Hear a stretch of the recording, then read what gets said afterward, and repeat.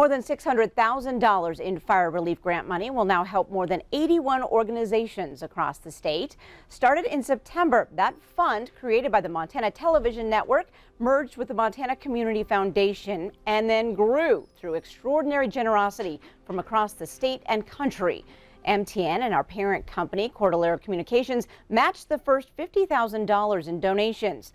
The money will help purchase personnel, equipment, radios, and other fire and safety gear.